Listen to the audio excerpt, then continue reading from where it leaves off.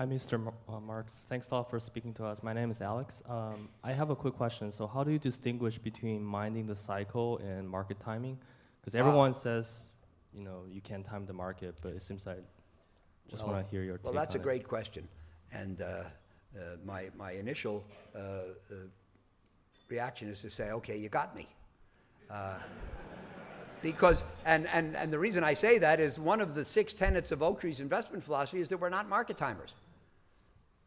But I do think that the way I try to weasel out of that vice that you put me in is that I think that market timing means raising and lowering cash based on a prediction of what the market's going to do.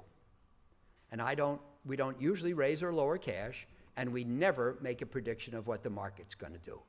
And what both my first book, The Most Important Thing, and the second book, Mastering the Market Cycle, say on the subject is we never know where we're going, but we sure as hell ought to know where we are.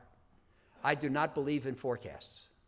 And my hero, John Kenneth Galbraith, said we have 2 kinds of forecasters, the ones who don't know and the ones who don't know they don't know.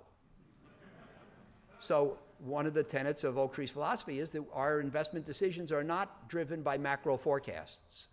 We don't have an economist on staff. We don't invite economists in to tell us what GDP is going to do next year.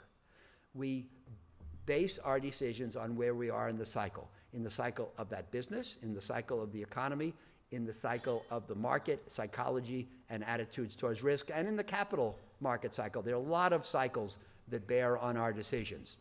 We try to have a sense of where we are. Very important, but everybody recognize the book is fully open on this subject. Knowing where we are doesn't tell us what's going to happen tomorrow. Because for example, as we've seen in recent months, from any point on the cycle, the market can go up, down, or flat. The fact that the securities are overpriced doesn't mean they're going down tomorrow. The fact that they're underpriced doesn't mean they're going up tomorrow.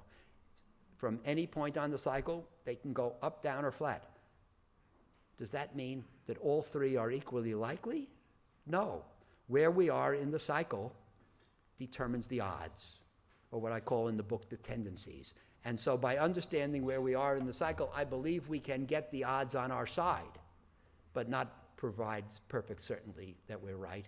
So to me, the distinction is tilting to what we think is the right behavior based on an understanding of where we stand in the market, in the cycle today, as opposed to raising and lowering cash based on predictions of what's going to happen tomorrow. And I hope I've exculpated myself.